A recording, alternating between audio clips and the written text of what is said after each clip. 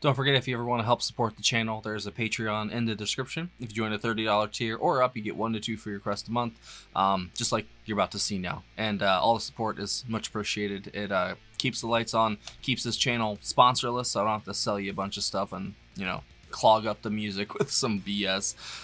So please, we'd love to have you in the community. Come join us. See you there. It's Friday already? Wow, man. Time flies. I feel like I was just recording the video for The Crunge. I've been listening to that track all week. Do you know how much I've listened to that track since last week? Literally probably 20 times, man. That's a good track. Let's see what we got this week. Hi guys, welcome to Lee Reacts. Hope everyone's having a good day. Bam. I know I am. We are back with you guessed it, Led Zeppelin. For our Friday Zeppelin listen of the week. We are working through Houses of the Holy, 2 tracks at a time, basically, because, you know, there's a lot of material to go through here. It's very dense. There's a lot to it at points, and they deserve at least a break between songs just to, like, you know, catch your breath, and I can actually share my thoughts on each song and not 4 in a row, and then I'm like, oh my god, what happened in the first song? Because you know how that goes, man. Especially with music as good as this, like, you get distracted with the next good part. So 2 at a time works for me. We're doing the first 2 tracks on side 2 today, which is funny.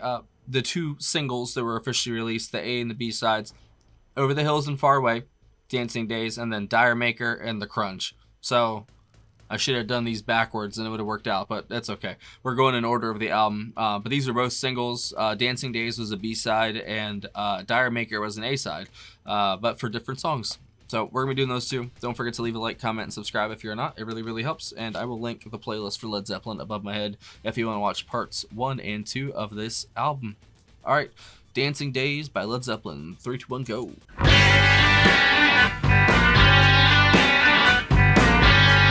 Alright.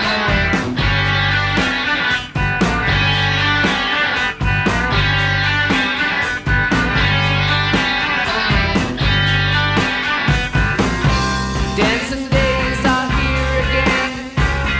Summer evenings go. I got my flower, I got my power. I got a woman who knows. I said it's alright, you know it's alright. I guess it's all in my heart. You'll be my only, my one and only. Is that the way? Crazy ways are evident in the way you wear your clothes. Tipping booze is president as the evening starts to glow. You know it's alright, I said it's alright. You know it's all in my heart. Be my only, my one and only. Is that the way you start, dude?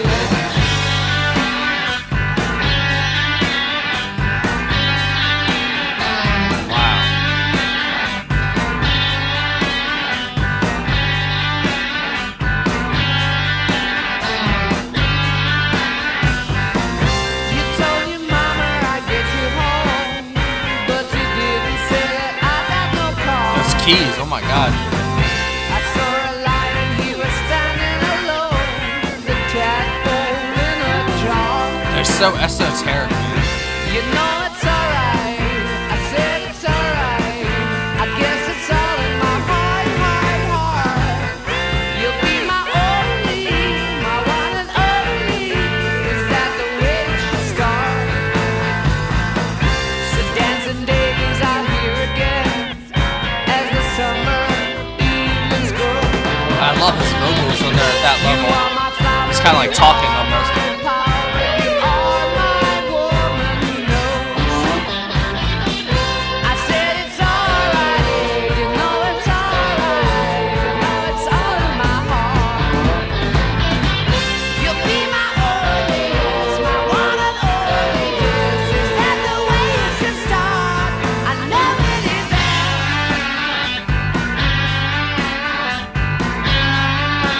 That riff is so fucking good. Fuck.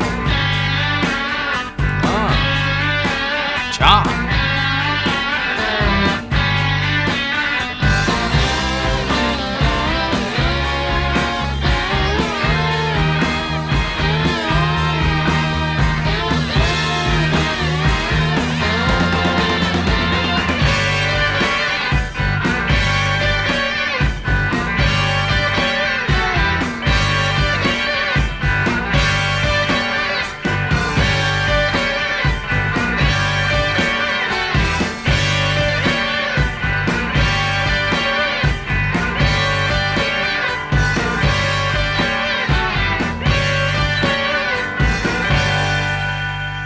feel like the saying that goes to the Beatles, that goes to them, like that would be a #1 song of their catalog for any other band. That's just Tuesday from Led Zeppelin. And I've heard a live version of this one.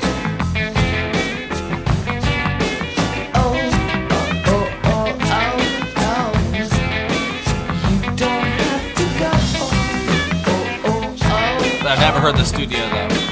You don't have to go.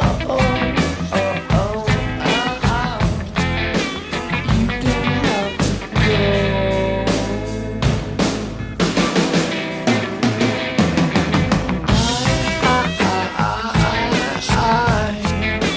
All those tears I cried. All those tears I cried. Baby, please don't go.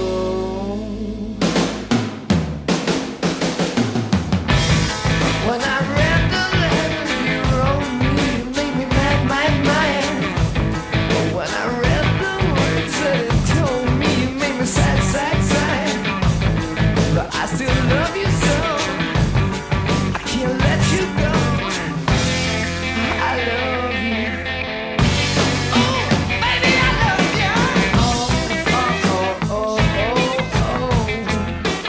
Every breath I take, I feel like I've heard this part somewhere else. That riff is hella familiar.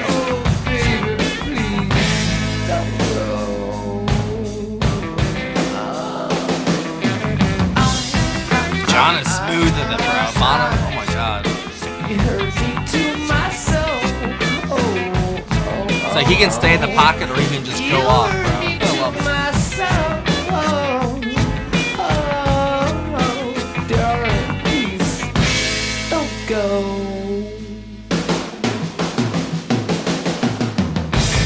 When I read the letter you sent me, you made me mad. When I read the news that it broke me, you made me sad. But I still love you so, and I can't let you go. I love you. Ooh, baby, I love you.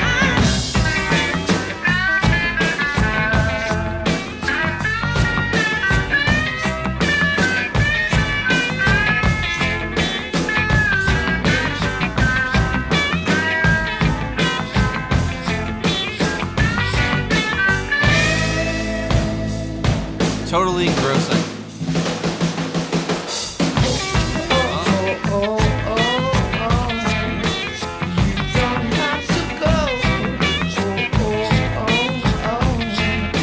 What does that sound?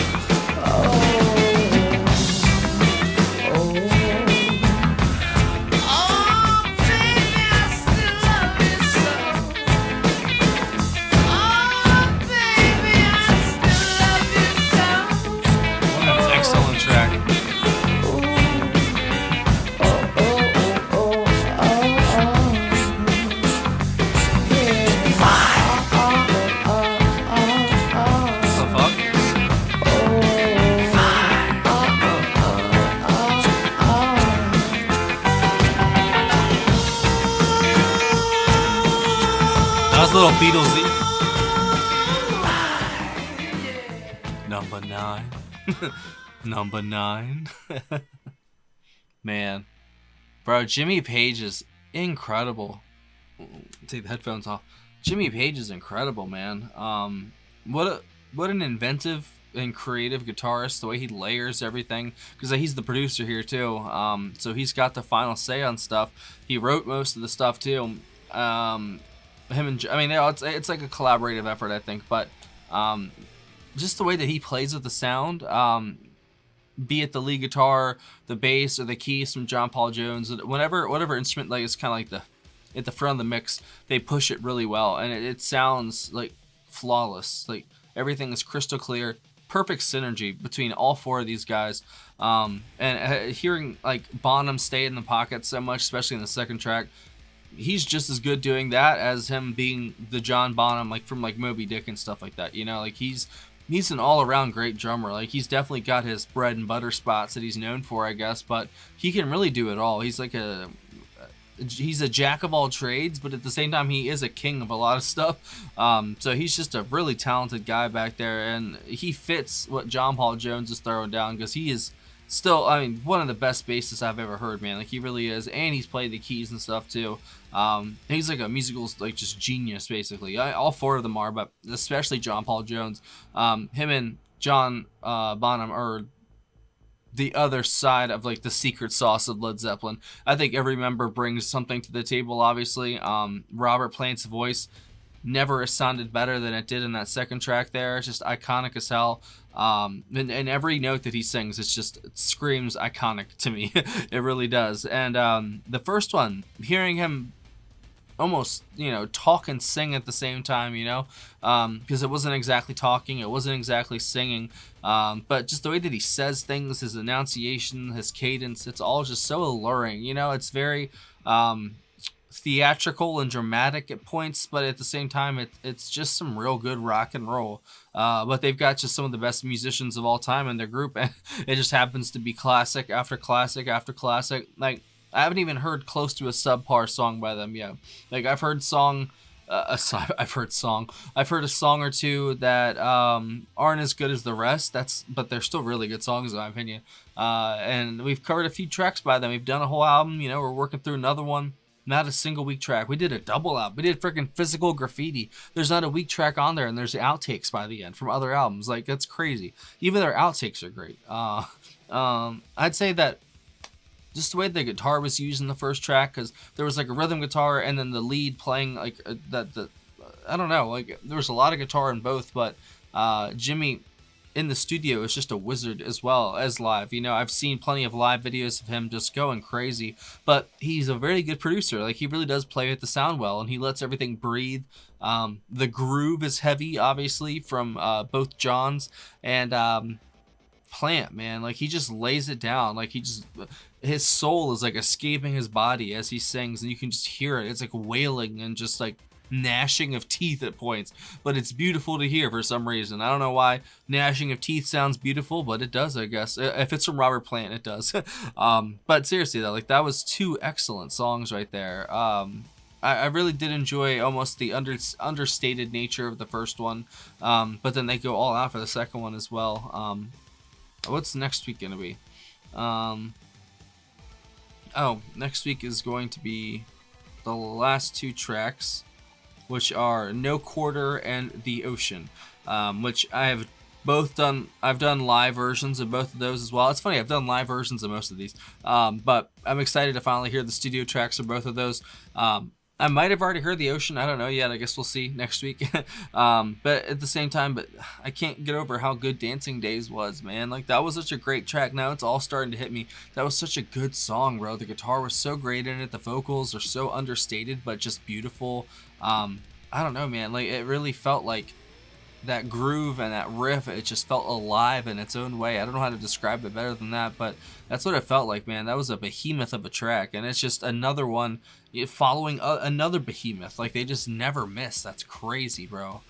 Maybe one day we'll come across a song that's not the best, but so far they are batting a 100, 1.0000.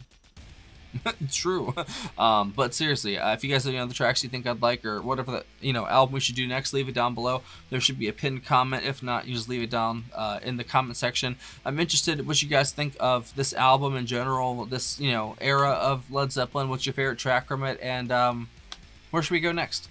Let me know. I'm always down. If I had to pick a favorite of the two, shit, that's kind of hard. I think because I've already heard Dire Maker, I'm gonna disclude it because I've heard the live version of it. I kind of liked the new parts that I didn't hear in that one.